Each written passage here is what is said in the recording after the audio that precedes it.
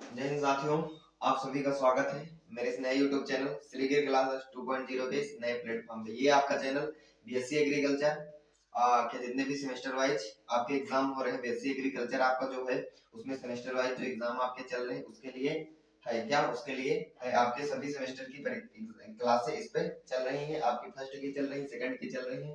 उसके साथ साथ आपको उमेश सर के द्वारा जनरल एग्रीकल्चर की क्लासेस दी जा रही है जो सभी सेमेस्टर के लिए उपयोगी है क्या, सभी सेमेस्टर के लिए उपयोगी है। तो इसके पहले हमने आपको पढ़ाया था, आपको हमने सेकंड सेमेस्टर में दो सब्जेक्ट आपको पढ़ा रहे हैं, ऑर्गेनिक फार्मिंग और आपकी दूसरी हो जाएगी क्रॉप फिजियोलॉजी, और आपकी तीसरी भी उठाने वाले हैं आपकी जो फूड प्रोसेसिंग वाली है वो। और आपको हम आपकी जो फर्स्ट सेमेस्टर है उसमें हम आपको पढ़ा रहे हैं वो फॉरेस्ट्री, इंट्रोडक्शन टू फॉरेस्ट्री और बायोलॉजी क्या, और biology basic agriculture first semester की।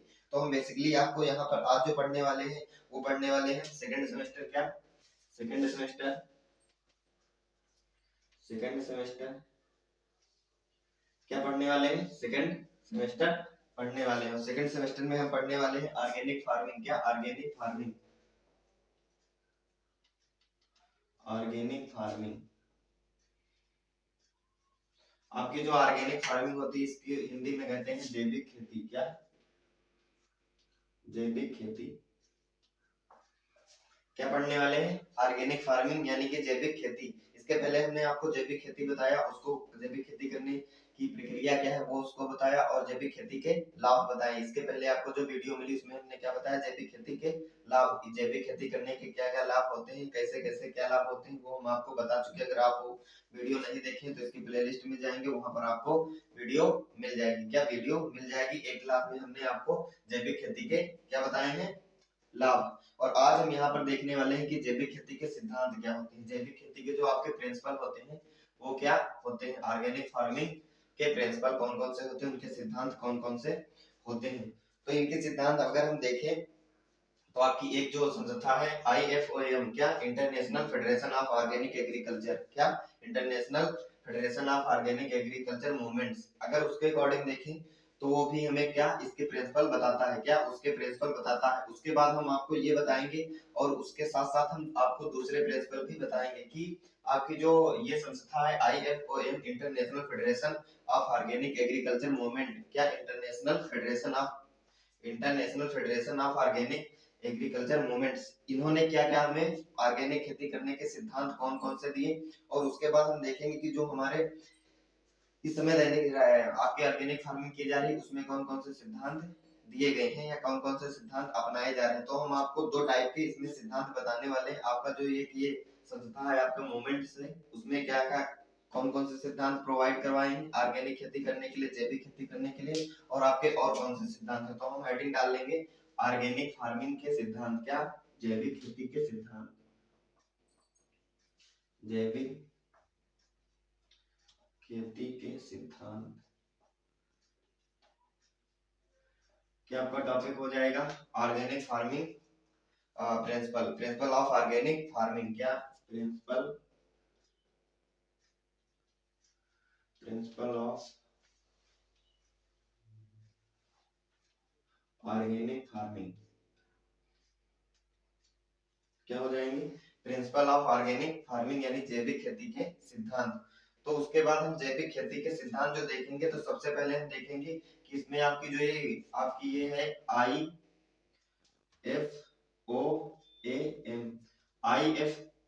IFOAM, इसका हम जब फुल फॉर्म देखेंगे तो आपका हो जाएगा international federation of organic movements of organic agriculture movements. तो इसका आप सभी लोग नोट कर लेंगे, इसका फुल फॉर्म क्या है, international,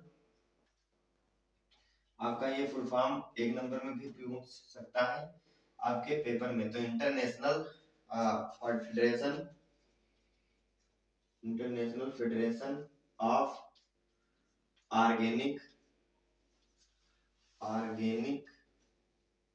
international federation of organic agriculture movements क्या हो जाएंगे, मूवमेंट्स। तो आपकी जो जैविक खेती के सिद्धांत दिए उसमें आपकी जो ये है international federation of organic agriculture movements, इन्होंने जो आपके सिद्धांत दिए, तो इन्होंने जो पहला सिद्धांत दिया वो हम क्या देखेंगे। इन्होंने बताया कि आपकी जो जैविक खेती होगी, क्या जैविक खेती को एक और जैविक खेती क्या होगी,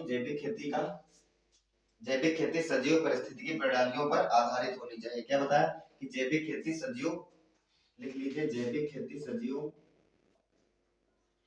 जैविक खेती सजीव परिस्थितियों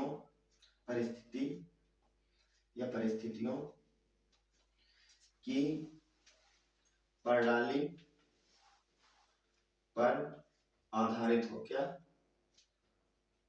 आधारित हो। इसका अर्थ क्या निकला कि आप जो जैविक खेती कर रहे हैं या जैविक खेती करें वो क्या हो, सजीव परिस्थितियों की प्रणाली पर आधारित हो। आपके आसपास जो आपकी परिस्थिति है, वातावरण या कोई जो वातावरण की आपकी वातावरणीय परिस्थिति होती है उसके आधार पर होनी चाहिए। कि अगर आप जैविक खेती कर रहे हैं तो उसमें आप देख लीजिए कि हमें जहां पर हम ये खेती कर रहे हैं उसका वातावरण कैसा है, क्या उस खेती करने के अनुकूल वातावरण है या नहीं। अगर नहीं हो तो हमें जैविक खेती वहां पर नहीं करनी चाहिए। क्या वहां पर हमें जैविक खेती नहीं करनी चाहिए, मतलब ये कह सकते हैं कि जैविक खेती करने के लिए जैविक तरीके के हमें वहां पर पूर्ण संसाधन उपलब्ध हो। क्या पूर्ण संसाधन उपलब्ध हो, ये इसका कहने का अर्थ है। उसके बाद इसमें जो आपका दूसरा पॉइंट, पहला आपका ये होगा कि जैविक खेती सजीव परिस्थितियों की प्रणाली पर आधारित हो, और आपका जो दूसरा पॉइंट हो जाएगा वर्तमान और भावी पीढ़ियों के स्वास्थ्य एवं कल्याण और पर्यावरण को सुरक्षित रखें। क्या वर्तमान और भावी, लिख लीजिए, वर्तमान और भावी मतलब जो आगे पीढ़ी हमारी आ रही है, वर्तमान और भावी पीढ़ियों, क्या हो जाएगा, पीढ़ियों के स्वास्थ्य, यानी कि उनका जो हेल्थ होगा, स्वास्थ्य एवं कल्याण, क्या स्वास्थ्य एवं कल्याण व पर्यावरण को सुरक्षित रखे, व पर्यावरण को सुरक्षित रखे। क्या रखे, सुरक्षित रखे। वर्तमान और भावी पीढ़ियों के स्वास्थ्य एवं कल्याण पर्यावरण को सुरक्षित रखे। हम ऐसी खेती जो जैविक कर रहे हैं उसमें हम ये सिद्धांत अपनाएं, उसको इस तरह से करें कि जो हमारी वर्तमान पीढ़ी है, यानी कि हम लोग जो हैं उस खेती को कर रहे हैं, और वर्तमान पीढ़ी और हमारे साथ जो हमारे बाद जो हमारी पीढ़ी आने वाली है, क्या जो हमारी भावी पीढ़ी आने वाली है, उसमें किसी भी उनको स्वास्थ्य को ध्यान में रखते हुए, क्या उनके स्वास्थ्य को ध्यान में रखते हुए वह उनके स्वास्थ्य एवं कल्याण व पर्यावरण को सुरक्षित रखे। यानी कि उनके स्वास्थ्य का हम पूरा ध्यान रखें कि अगर हम ये जैविक खेती कर रहे हैं उसके बाद इसको करने के बाद हमें हमारे पर्यावरण पर कैसा प्रभाव पड़ेगा, क्या कैसा प्रभाव पड़ेगा हमारे ऊपर और हमारी आने वाली पीढ़ियों के ऊपर कोई बुरा असर तो नहीं पड़ेगा, इसका हमें ध्यान रखना है।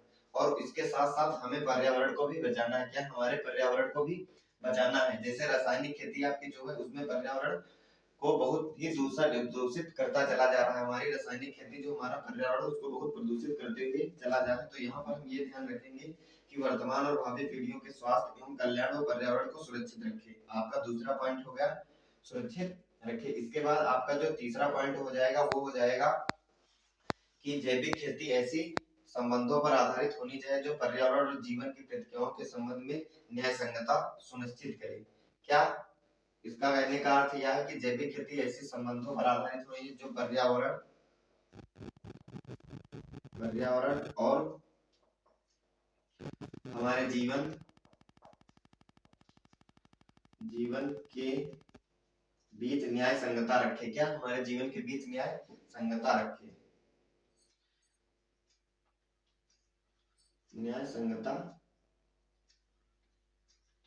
रखे। क्या न्याय संगतता रखे, इसका अर्थ क्या निकल रहा है कि पर्यावरण और हमारे जीवन के बीच न्याय संगतता रखे। हम इस प्रकार जैविक खेती करें कि जिससे हमारा पर्यावरण प्रदूषण ना हो और हमारे जीवन पर भी कोई बुरा प्रभाव ना पड़े। इसमें एक दूसरे में क्या न्याय संगतता, मतलब कि न्याय संगतता रखनी पड़ेगी। तो पर्यावरण और हमारे जीवन के बीच न्याय संगतता रखे, एक निश्चित अनुपात बनाकर चले, एक निश्चित बराबरी बनाकर चले कि आपका पर्यावरण भी सुरक्षित रह सके और जीवन पर भी कोई बुरा असर ना पड़े। तो इस प्रकार जो आपकी ये थी international federation of organic agriculture movements, इन्होंने कुछ ऐसे पॉइंट्स दिए, क्या इन्होंने कुछ ऐसे प्रिंसिपल हमें दिए, पॉइंट्स दिए और बताया कि इस प्रकार से जो हम जैविक खेती करें वो इस प्रकार से करनी चाहिए। उसके बाद हम देखेंगे, इसको अगर जिसको भी स्क्रीनशॉट लेना हो वो ले सकता है। इसके बाद हम इसको साफ करने जा रहे हैं। क्या इसको साफ करने जा रहे हैं। फिर हम बताएंगे कि इसके बाद जो आपकी ऑर्गेनिक फार्मिंग हो रही है उसमें किन किन प्रिंसिपल का प्रयोग किया जा रहा है, उसमें कैसे कैसे आपके सिद्धांत अपनाए जा रहे हैं जो हमें और दिए। ये तो आपके जो हमने बताए वो आपको IFOM international federation of organic agriculture movements के द्वारा दिए गए थे। इसके बाद हम देखेंगे कि जो हमारे अन्य प्रिंसिपल होंगे तो उसमें फिर हम डालेंगे जैविक खेती के सिद्धांत, जैविक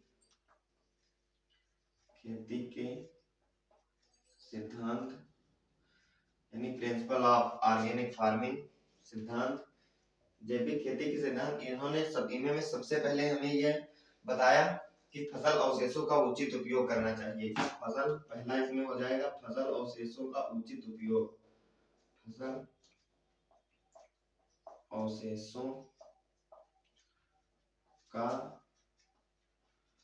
उचित उपयोग क्या होना चाहिए। जो हमारे फसल अवशेष होते हैं जैविक खेती करने के लिए इन्होंने जो बताया कि जो हमारे फसल के अवशेष होते हैं उनका उचित उपयोग करना चाहिए। फसल के अवशेष कैसे, जैसे आपकी मान लीजिए जो फसल के अवशेष रह जाते हैं, जैसे आपकी ये पराली हो गई तो इसमें क्या करते हैं बहुत से लोग इसको जला देते हैं।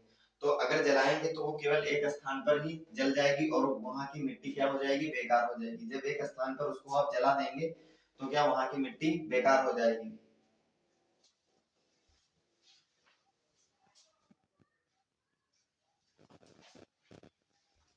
क्या हो जाएगी, फिर वहां की मिट्टी बेकार हो जाएगी।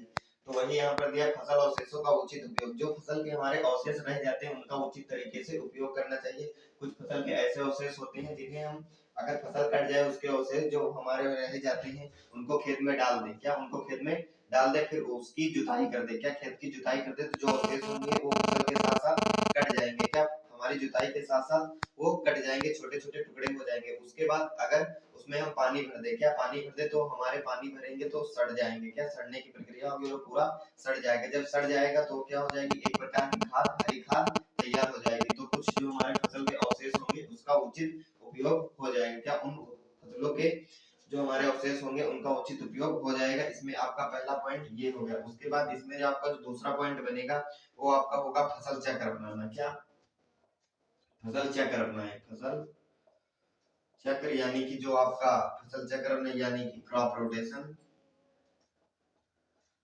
इन्होंने जो जैविक खेती है इसमें आपका दूसरा सिद्धांत बना फसल चक्र अपनाना। क्या फसल चक्र अपनाना, फसल चक्र सभी आपको पता होगा। जैसे आपकी रबी खरीफ जायद जो हम एक ऋतु में एक खेत में एक ही प्रकार की खेती ना करें, क्या एक ही खेत में एक प्रकार की खेती ना करें। अगर आप किसी खेत में केवल रबी की ही खेती कर रहे हैं, क्या रबी की ही खेती कर रहे हैं या खरीफ की कर रहे हैं या जायद की कर रहे हैं, तो जो पहले साल आप करेंगे उसमें तो उत्पादन अच्छा मिलेगा, क्या उसमें उत्पादन अच्छा मिलेगा। लेकिन उसी खेत में जब कंटिन्यू आप एक ही, जैसे आप मान लीजिए जायद की खेती कर रहे हैं, उसमें आप जायद की खेती करते करते चले जाएंगे तो एक साल तक तो अच्छा अपना रिजल्ट देगा, क्या वो खेती अपना रिजल्ट एक साल तक अच्छा दे पाएगी। उसके बाद जैसे धीरे धीरे उसी खेत में वही बार बार जब खेती आप करते रहेंगे तो उसकी क्या उत्पादन क्षमता में ह्रास होगी, क्या उत्पादन क्षमता में ह्रास आएगी, उसके उत्पादन धीरे धीरे कम हो जाएगा। उत्पादन धीरे धीरे जब कम हो जाएगा तो आपको लाभ नहीं मिलेगा। तो वही यहाँ पर दिया गया है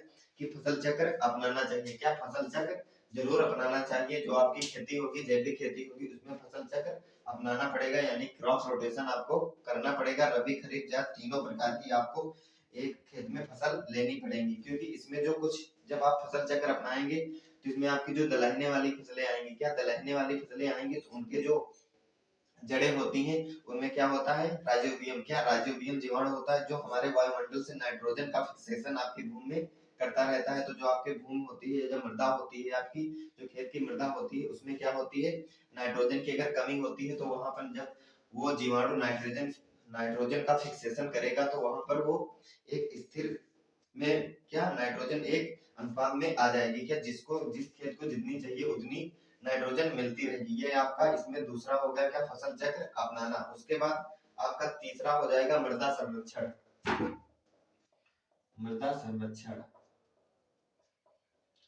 जैविक खेती हम इस प्रकार से करें जिससे हमारी मृदा का संरक्षण हो। मृदा का संरक्षण, मृदा का संरक्षण क्या, हमारी मृदा जहाँ पर हम खेती कर रहे हैं, ये जैविक खेती करें, वहाँ की मृदा बेकार ना हो। क्या बेकार ना हो, जब हम रसायनों का प्रयोग नहीं करेंगे तो हमारी मृदा वैसे भी बेकार नहीं होगी। क्या बेकार नहीं होगी, अम्लीय या किसी प्रकार की नहीं होगी। तो क्या वही यहाँ पर लिखा गया कि मृदा का संरक्षण करना, जितना हो सके आप मृदा का संरक्षण करें, मृदा का संरक्षण करें। जब मृदा का संरक्षण होगा तो उत्पादन भी अच्छे तरीके से आपको मिल पाएगा। तो इसमें आपके 3 पॉइंट हो गए। फिर आपका चौथा पॉइंट हो जाएगा जैविक तरीके से कीट नियंत्रण। क्या जैविक तरीके से कीट नियंत्रण।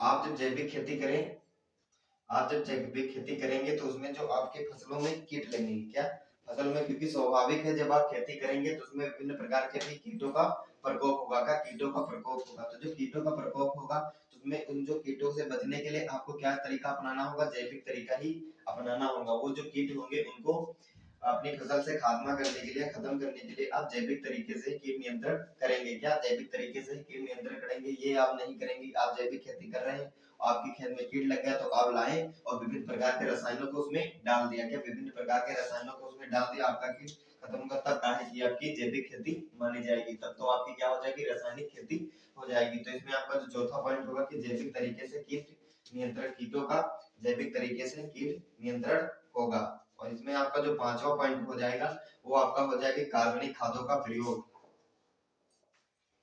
कार्बनिक कार्बनिक हिंदी में लिखिए आप जैविक खादों का प्रयोग, जैविक खादों का प्रयोग।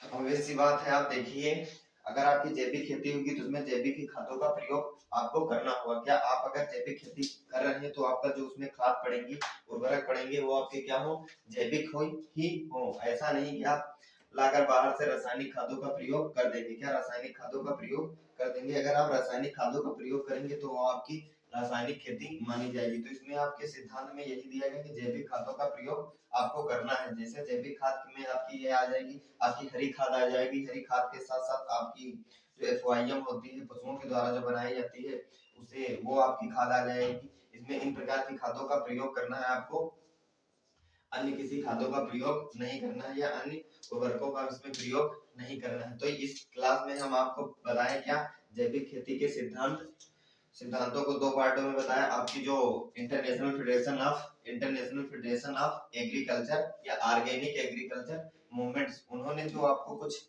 पॉइंट्स दिए वो बताए। उसके बाद आपको हमने बताया कि जैविक खेती के जो अन्य सिद्धांत दिए गए हैं वो हमने आपको बताया।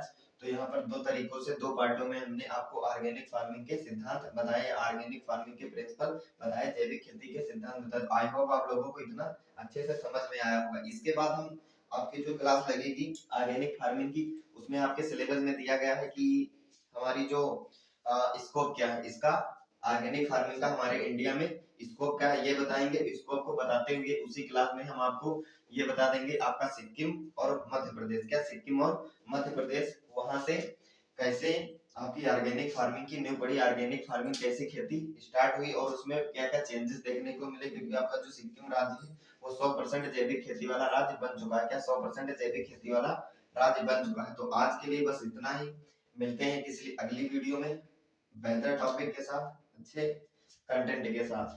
तो अगर आप हमारे चैनल पर नए हैं और आपको इसके नोट्स किस पे, टेलीग्राम, हमारे वेरीफाइड टेलीग्राम, आपका वेरीफाइड टेलीग्राम है श्री गिरी क्लासेस 2.0। जब आप टेलीग्राम पर डालेंगे तो वहां पर हमारा वेरीफाइड टेलीग्राम मिल जाएगा, वहां से आपको इसके नोट मिल जाएंगे और वहां पर प्राप्त कर लेंगे। तो अगर आप हमारे चैनल पर नए हैं तो इसे सब्सक्राइब कर लेना। इसमें आपके फर्स्ट सेमेस्टर और सेकंड सेमेस्टर दोनों की कक्षाएं चल रही हैं, क्या क्लास वीडियो के माध्यम से दी जा रही हैं। तो आप सभी लोगों को आज के लिए बस इतना ही। आप सभी को जय हिंद।